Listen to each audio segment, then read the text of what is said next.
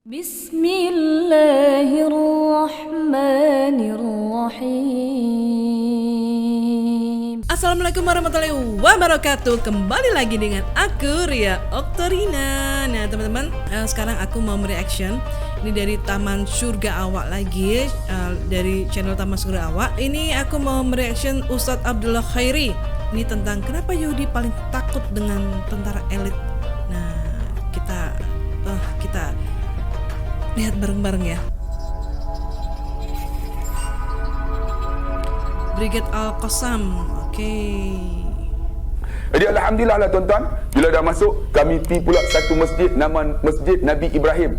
Masjid Nabi Ibrahim ni 20% saja dikuasai oleh orang Islam. Ketika satu pagi subuh tuan-tuan, orang Islam tinggal semayang, tentera Yahudi masuk, tembak habis, semua mati, termasuk dengan imam. Bila mati tuan-tuan, Yahudi nak buat macam mana? Sebab Masjid Nabi Ibrahim ada makam Nabi Ibrahim, ada makam Nabi Yaqub, ada makam Nabi Yusuf, ada makam Nabi Ishaq alaihissalam dan makam Siti Sarah. Jadi kawasan tu nak dikuasai oleh orang Yahudi. Mereka masuk tuan-tuan, mereka tembak, akhirnya mereka buat sekatan. Makam Nabi Ibrahim, kubur dia, kubur dan makam ada kawasan Israel. Nabi Yaqub kawasan Israel juga. Nabi Yusuf kawasan Israel. Cuma kawasan Islam hanyalah Nabi Ishaq alaihissalam dan Siti Sarah. Jadi nak tengok makam Nabi Ibrahim tak boleh tengok. Mereka Yahudi ni buat lubang dalam tanah. Kita tengoklah. Mereka letakkan lilin. Jadi tengok dalam lubang dah. Tengok dia tu lah, tak boleh masuk. Rupa-rupanya tuan-tuan, kawasan itu sekarang ni mereka nak ambil semua Masjid Nabi Ibrahim alaihissalam. Sedih tuan-tuan. Dan sempat juga tengok makam Nabi Shu'aib alaihissalam dan makam Nabi Yusuf bin Nun. Makam kan Yusuf bin Nun yang di Turki pun ada, di Syria pun ada. Jadi alhamdulillah bila dapat pergi sana, saya tengok kawasan-kawasan sejarah ni cukup ramai, cukup banyak. Dan dikatakan, saya tanya seorang Yahudi tu dalam bahasa Inggeris, dia kata kami menerima lawatan daripada seluruh dunia, termasuk orang Islam, orang Kristian, Yahudi. Tiap-tiap tahun tuan-tuan 1.3 juta. Menunjukkan pendapatan yang tu pun cukup banyak dah untuk orang Yahudi. Dan didapati Yahudi ni cukup takut. Takut apa? Takut kepada tentera namanya Hamas. Ya. Hamas menguasai Gaza. Fatah menguasai tebing barat. Tebing barat memang tak dikawal sangat, sebab semuanya sami'na wa ata'na ikut. Tapi kawasan Gaza tuan-tuan sangat ditakuti. Sebab apa? Dikuasai oleh Hamas. Ada satu tentera namanya Brigade Izzuddin Al-Qassam, pengasas dia. Baru ni perang tuan-tuan dalam masa sebulan. Mereka jangka dalam masa sebulan Gaza akan ditawan. Rupa-rupanya tentera Izzuddin Al-Qassam ini mereka membina roket. Roket yang pertama disebut Al-Qassam, yang kedua disebut Al-Yasin, yang ketiga disebut As-Sijin, yang terbaru ni Ar-Rantisi. Rantisi ni tuan-tuan boleh tembak hampir 170 km sampai kepada Ipoh, dan ledakan dia hampir 200 km. Rupa-rupanya tuan-tuan Al-Qassam sekarang ni boleh, kalau nak lawan lagi boleh menang kalau ada Al-Rantisi tu, roket tu.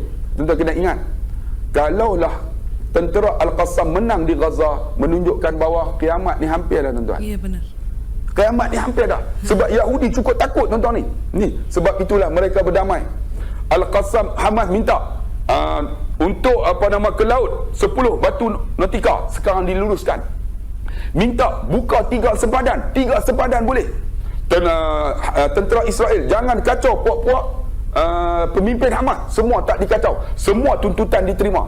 Tuan-tuan kena ingat, kalau macam ni Yahudi takut, menunjukkan kiamat ni dekat sangat dah. Betul. Hampir sangat dah. Betul. Dan saya 2 tahun lepas sebelum berlakunya peperangan di Syam, di Syria, saya sempat pergi. Tuan-tuan kena ingat, di Syam ada satu masjid nama Masjid Umawi. Masjid Umawi ni dia ada 2 menara. Satu menara Kristian punya, satu menara Islam punya. Dulu Rom, kemudian Islam tawan. Di dalam menara itu ada satu mihrab. Dalam mihrab itulah Nabi Isa alaihissalam akan turun bersembahyang dengan Imam Mahdi, tuan-tuan. Sekarang masjid itu telah dibom oleh Bashar al-Assad, hancur, tuan-tuan. Hancur. Dan paling sedih tuan-tuan, di Syria banyak ulama-ulama Sunni sekarang disembelih hidup-hidup. Menunjukkan apa tuan-tuan? Menunjukkan kiamat ni dekat dah. Dekat sangat dah. Dan tuan-tuan kena ingat, tidak akan berlakunya kiamat sehinggalah lahir Imam Mahdi. Imam Mahdi tuan-tuan akan turun di mana mereka akan dibai'ah dia oleh tentera yang memakai ni bendera berwarna hitam. Tuan-tuan kena ingat, bendera hitam ini akan bergabung tuan-tuan. Bergabung, kemudian mereka akan bai'ah dia di depan Multazam di Mekah. Ini hadis sebut. Sebab tu tuan-tuan ni jamaah-jamaah nak pergi haji umrah, tuan-tuan kena ingat, selepas daripada Rejab ni visa takkan dibuka. Saya dapat maklumat dah. Rejab visa takkan dibuka. Mungkin Ramadan tuan-tuan susah kita nak masuk, nak menunaikan haji. Sebab sekarang ni siapa yang nak pergi umrah 6 bulan sekali. Tahun depan setahun. Lepas setahun ni, tahun depan pula baru boleh selama setahun. Sekarang 6 bulan. Saya bawa jemaah tuan-tuan cukup susah sekarang. Jemaah nak pergi tapi tak dapat visa. Jaga pakcik-pakcik, abang-abang, kalau siapa nak pergi umrah jaga. Bulan Rejab ni kalau nak pergi, register sekarang. Nak pergi umrah pun susah, haji lagi dah. Sebab tu siapa yang ada di kalangan USM ni yang dapat pergi haji tuan-tuan, ambil sungguh-sungguh.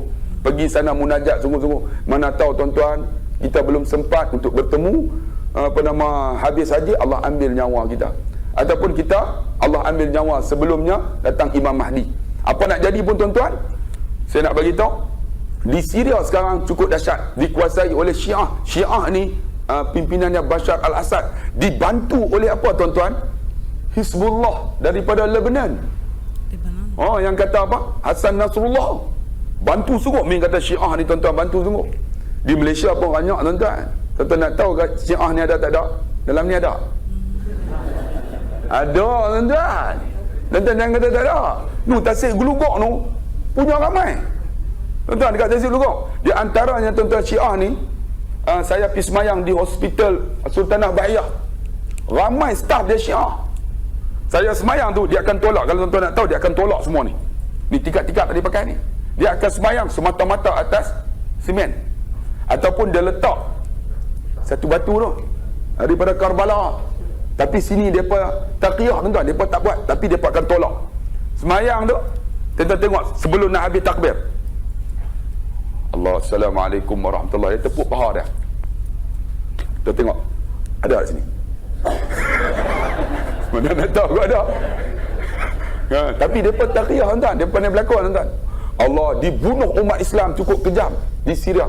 Dan kita yakin ini perkara berlaku menunjukkan bahawa dekat sangat dah akan akhirnya zaman ini.